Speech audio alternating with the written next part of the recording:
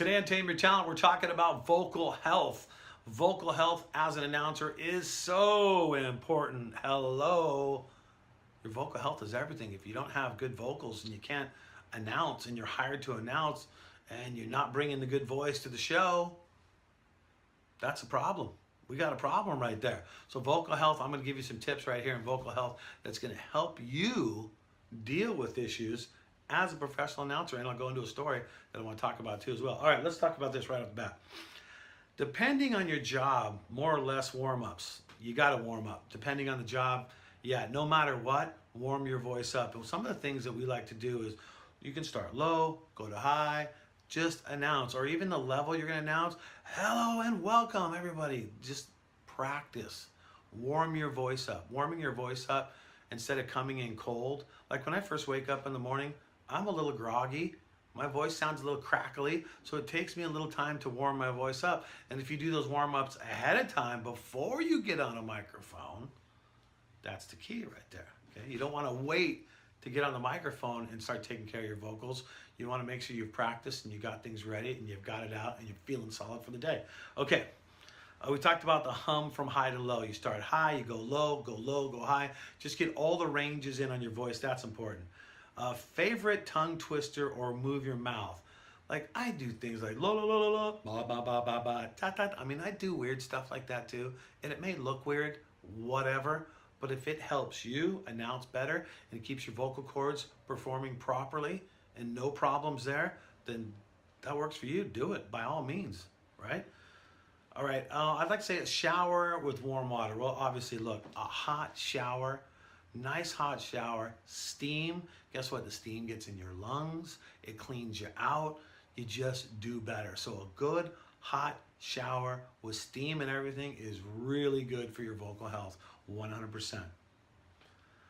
Well, just like an athlete warms up before he is in a competition or she is in a competition, you should do the same thing. That's why practicing a little bit of announcing in the mirror, whatever, in the car, driving to the venue, whatever the case may be, practicing and doing that ahead of time just to warm your voice up, super huge. Athletes do it. You should do it too. You're a professional at what you're doing. Take care of those vocal cords. All right, relax the neck, the shoulders, the back, everything. Just the whole upper head and shoulder zone, just make that relaxed, okay? If that's relaxed, your delivery can be relaxed, you can do a better job, all right? And you may think, well, how does that help the vocal? Well, look, if your whole upper body and your shoulders and your neck and your chest are all relaxed, that's gonna relax the vocal cords too. Trust me on that one, it's true. Take 5 minutes just to relax the tongue, the mouth, whatever you need to do, just let it relax, okay? Just relax. You're gonna need that announcing, so relax. It's gonna help, trust me on that. All right, drink warm liquids. Okay, now, it is not true. Some people say drinking coffee is good for you when you're announcing. It is not good for you when you're announcing. Coffee dehydrates you and is not physically good for you when you announce. Well, yes, do I love a cup of coffee before I go jump on the mic? I do, but I always have a backup liquid instead. So a hot beverage of coffee, not so good, but a hot tea with lemon and honey, now you're cooking with gas right there, because that's something that you can definitely use to your advantage. The honey soothes, it coats, so does the tea. And you know what? I love a throat coat tea. They make so many different variations of throat coat tea. That stuff is amazing. It feels like it just cleans your vocal cords and just makes everything smooth sounding. You're not groggy sounding, and you're not crackly. It just really cleans you out. So I always recommend a good tea like that to help you out. Smoking. Look, man, it's not good for you. It's not good for you in anything you do, and it's definitely not good for you as an announcer. Smoking does not help you at all. It may give you a deep voice, 20 years of smoking, but for the most part, it's not gonna do anything for you. It's gonna give you phlegm, it's gonna give you mucus, and that's not gonna deliver properly. And it doesn't help your vocal cords at all. It doesn't help your throat health. So if you're an announcer and you smoke a lot, that's completely not good for you. And if this is a career you wanna do, you might wanna stay away from that.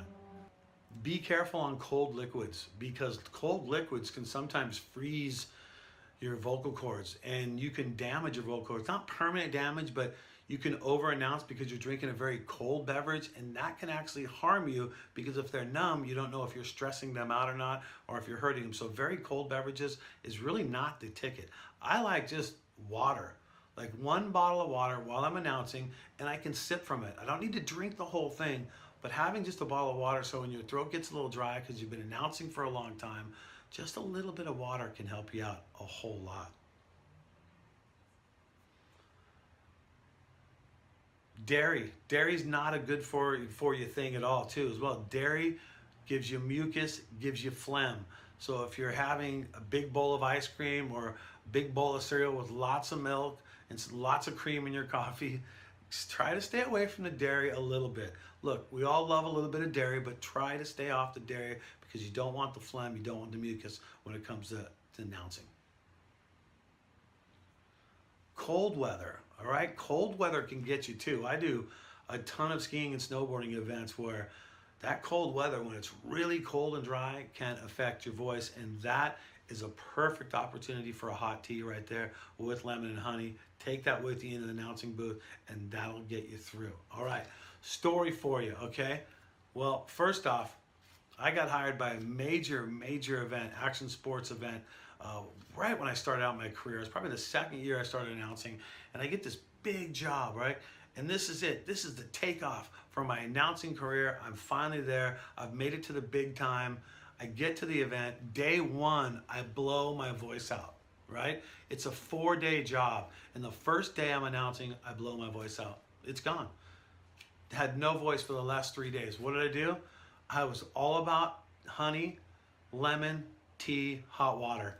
That's all I could do for basically the 3 other days just to be able to fulfill my announcing obligations at that job. And this was the start of my career. So I came away from that job going, what am I gonna do? I can't even keep my voice for 4 days. Well, now I can keep my voice for 15 to 20 straight days of announcing and not lose my voice at all. Why? Well, it's all about projecting from your diaphragm. Singers do it. Announcers need to learn how to do it. If you're an announcer and you throat talk, that means most of it's just straight from your throat. Your voice is going to go out. When you're speaking from your throat and not bringing it from down deep and from your diaphragm like a singer does, you cannot last. There's no way you can continue to announce events day after day after day after day after day. If you're a throat talker and you're screaming through your throat and you're getting excited that way, you'll have no voice. I work with people who blow their voice out every single day they do an event. And they're all, Brad, how do you do it? And I'm like, I read books, I studied, I looked at what singers do. Diaphragm, bring it from down deep. Ooh, that's how you have to do it. If you don't bring it from your diaphragm and you're gonna be a professional announcer or you are a professional announcer, you know there's gonna be many times when you lose your voice and you don't wanna let down an event that's hired you and spending all this money to fly you out there. You get out there, you do one day, lose your voice, and you're barely legible the final days because of what just happened to you. So one of those things, learn how to bring it from the diaphragm. In fact, I know a very good friend of mine who's a professional announcer who's been doing it just as long as I have, and he had to go in and have surgery to have polyps removed. Yeah, polyps removed from his vocal cords and from his throat. Polyps have been built up because he's a throat announcer and he's always announced from his throat. And then he said to me, like, well, you've been announcing as long as me. You've probably already had the surgery too. This is my second surgery. And I go, I've never had polyps removed. I've never even had to deal with anything like that. Well, the difference between me and him, and I told him, is I come from the diaphragm and you speak from the throat. And when you speak from the throat, you're not going to be able to last long. You're going to blow your voice out. You're going to need surgeries and things like that. But look, give me 15 days in a row, 20 days in a row. I can do it, and my voice will not waver at all. And that's it. That's vocal health on Tame Your Talent.